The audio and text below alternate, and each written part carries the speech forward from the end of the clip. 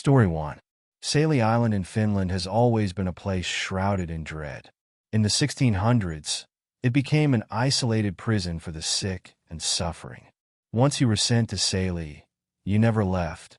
The island served as a leper colony, a desolate place where patients were abandoned to die. The Finnish government at the time saw it as the only way to stop the spread of the disease.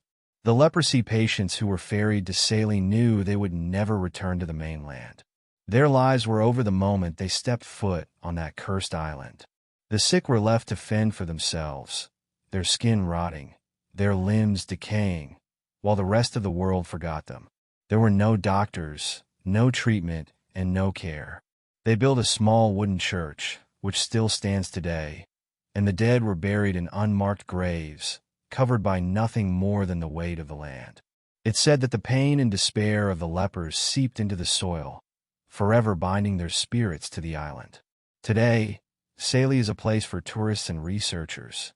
But despite its picturesque appearance, there's an eerie feeling that lingers, an unsettling quiet that no amount of sunshine can chase away.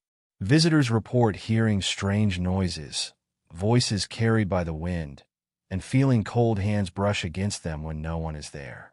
But the most disturbing tales come from those brave enough to stay overnight on the island. A few years ago, a team of historians traveled to Seili to research the remains of the leper colony. One of them, a young woman named Annie, was particularly drawn to the old leprosy cemetery. The graves were scattered, overgrown with moss, marked by nothing more than crude wooden crosses. She was fascinated by the stories of the people who had lived and died there. Late one night, unable to sleep, she decided to take a walk through the cemetery alone. As she wandered among the graves, her flashlight flickering in the darkness, she heard something, soft at first, like a whisper carried on the wind.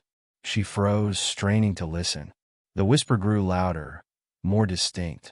It wasn't the wind. It was a voice, hoarse and raspy, barely more than a breath. "Help me." Annie turned, her heart pounding. In the dim light, she saw a figure standing among the graves. It was a man, or what was left of one. His skin was pale and pocked with sores, his eyes sunken and hollow. He stood motionless, watching her. She tried to scream, but no sound came out. Her legs felt like lead, rooted to the ground.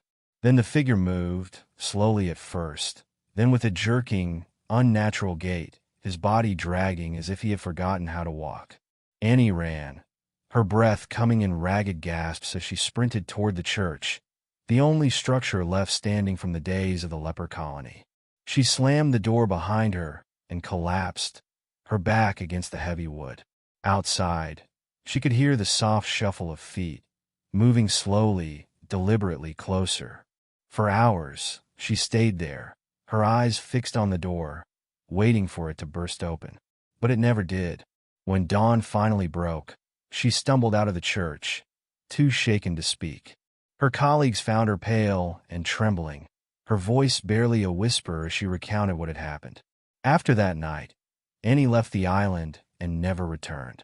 But she wasn't the only one who experienced something strange on Seili. Over the years, countless visitors have reported seeing figures in the distance, shadowy, sickly shapes that disappear when approached. Others have heard the same whispering voice, always asking for help, as if the souls of the lepers are still trapped there, forever seeking the care they were denied in life. Even the researchers who spend time on the island today feel the weight of its dark history. Some claim to have seen figures in the fog, standing by the graves, their bodies barely visible through the mist. Others have felt an inexplicable chill, as if something or someone was watching them. And every once in a while, someone hears the faint sound of footsteps in the dead of night, pacing just outside their window. Those who visit Seili leave with a sense of unease, knowing that the island's dark past is far from buried. The lepers may be long dead, but their pain, their suffering, still echoes through the trees, through the cold stone of the church, and through the earth where they were laid to rest.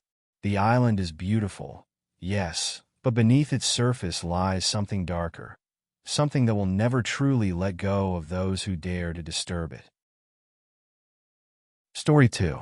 There's a place in the heart of the Appalachian Mountains, deep within West Virginia, known to locals as the Silent Hollow. Few venture there now, but decades ago, it was the site of an abandoned mining town called Black Ridge. The town was once prosperous, thriving off coal production in the early 1900s. But in 1918, a catastrophe struck, a methane gas explosion that ripped through the mine, killing over 150 men trapped underground. The few that survived claimed to have heard whispers in the dark moments before the explosion, soft voices warning them, pleading for help. The town, after the disaster, withered. People moved away, and Black Ridge was left to rot, abandoned as nature reclaimed it. But it wasn't just the buildings that were left behind. The dead miners, buried hastily in mass graves, never seemed to rest easy. Over the years, there were reports of strange occurrences from the rare visitors and the remaining descendants of the miners who lived nearby. People spoke of hearing the clanging of ghostly pickaxes at night, echoing from deep beneath the earth. Others claimed to see figures wandering the woods, dressed in tattered mining uniforms, their faces smeared with soot, and their eyes hollow and empty. But the most terrifying stories came from those who ventured too close to the old mine entrance. The mouth of the mine, long sealed shut, seems to breathe a cold, foul air, as if the earth itself was mourning. Some have said they've heard desperate knocking from behind the rusted gates, as though the dead are still trapped down there, clawing at the rock, trying to escape. A group of urban explorers, drawn by the legends, decided to spend the night in Black Ridge a few years ago. They brought cameras, eager to capture proof of the supernatural. What they found was much worse. One of them, Jenny, told her story years later, though her words were shaky and fractured, as if recounting it made it too real. They had set up camp near the old mining site, using flashlights to explore the ruins. As night fell, they began to hear it, faint at first, a steady knocking, rhythmic, deliberate. It came from deep within the earth. At first, they thought it was an echo, maybe an animal. But then they felt it, a vibration beneath their feet, as if something massive was moving just below the surface. Around midnight, the air grew cold, unnaturally cold, despite the summer night. The knocking grew louder, and soon, they began to hear voices. Muffled, indistinct, but there. "Help us," one of the voices whispered, so close that Jenny said she spun around, expecting to see someone standing right behind her. No one was there, but as she turned back to face the mine, something caught her eye, a figure emerging from the shadows. At first, it looked human, but as it drew closer, its movements were wrong, too jerky, too uneven. The figure was tall, wearing an old mining helmet, but its face was gaunt, covered in soot and ash. Its eyes were hollow, nothing but dark voids. Jenny screamed, and the others saw it too. More figures emerging from the woods, all dressed in the same tattered mining clothes. They didn't move quickly, but their presence was suffocating. It was as if the very air was being drained from the world. The group panicked and fled, abandoning their gear, running blindly through the forest until they reached the road. Jenny said that as they looked back, they could still see the figures standing at the edge of the trees, watching, as though waiting for them to return. After that night, Jenny never went back. The town remains abandoned, but the legend of Black Ridge continues to grow. Some say the miners are still down there, trapped between life and death, unable to rest, waiting for someone to dig them up or join them underground. Locals warn anyone who will listen, stay away from the Silent Hollow. The dead don't want to be disturbed, and when they are, they make sure you don't leave. Story 3. We thought moving into the old colonial house would be a dream. It was isolated, sitting on 80 acres of dense woodland, perfect for escaping the noise of the city. But from the moment we stepped inside, something felt off. The house had a heavy, watchful silence, like it was waiting for something. The first few nights were peaceful enough. We blamed the creaks and groans on the house's age. But by the third night, things started to get weird. I was lying in bed, almost asleep, when I heard it, my doorknob rattling softly. I froze. The sound moved down the hall, from one door to the next, each doorknob jiggling, as if someone was testing them. But there was no one in the hallway. At breakfast the next morning, I hesitated to bring it up, but Sarah spoke first. "Did anyone else hear something last night? Like the doors?" She was pale. We all nodded, and for a moment, no one said anything. We brushed it off, trying to laugh, but we couldn't deny the creeping fear. The days went on, and things got worse. Doors would slam in the middle of the night. Footsteps echoed upstairs, even though we were all downstairs. We would hear muffled voices, conversations just out of earshot, as if the house was replaying moments from a different time. Random objects, an antique vase, a dusty child's rocking chair, started appearing in the basement. None of us had put them there.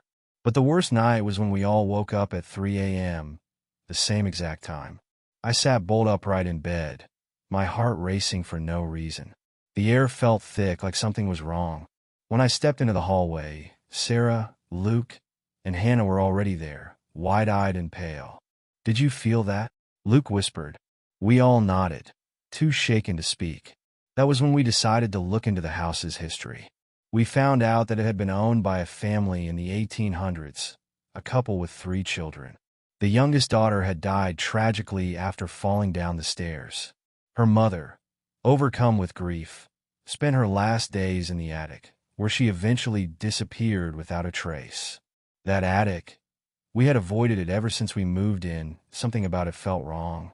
That night, we made the decision to go up there. We wanted answers. Flashlights in hand, we crept up the narrow stairs, our footsteps barely making a sound, as if the house was holding its breath.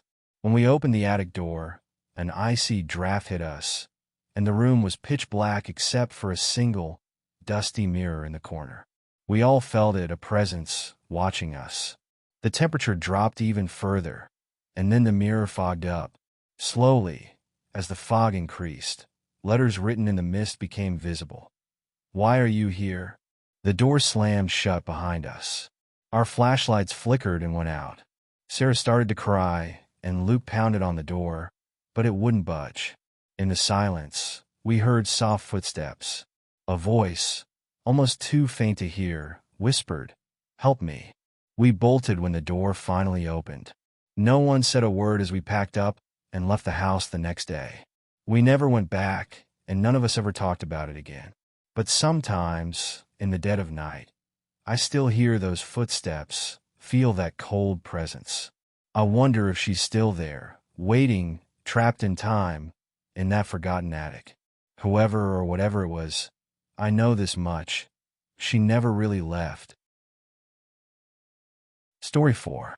There was an old psychiatric hospital just outside Boston called Greyfield Asylum. Built in the early 1900s, it was a place where the unwanted were sent, those with severe mental illness, the elderly, even children who were simply too difficult to manage. The hospital was notorious for its inhumane treatments, electroshock therapy, ice baths, and experimental surgeries. In its heyday, hundreds of patients were crammed into its cold, sterile rooms. Many never left. By the 1960s, Greyfield had a reputation for being a house of horrors. There were rumors of disappearances, patients who were admitted but seemed to vanish without a trace. Staff turnover was high, and those who stayed long enough whispered of unsettling encounters, doors slamming on their own, disembodied voices, and the constant feeling of being watched. One nurse swore she saw a woman in a hospital gown wandering the halls at night, but when she approached her, the figure dissolved into thin air. The asylum was finally shut down in the 1980s after years of controversy, leaving the building to rot and decay. But it wasn't just the physical structure that deteriorated. Something darker remained behind. In 2009, a group of urban explorers decided to break into Greyfield.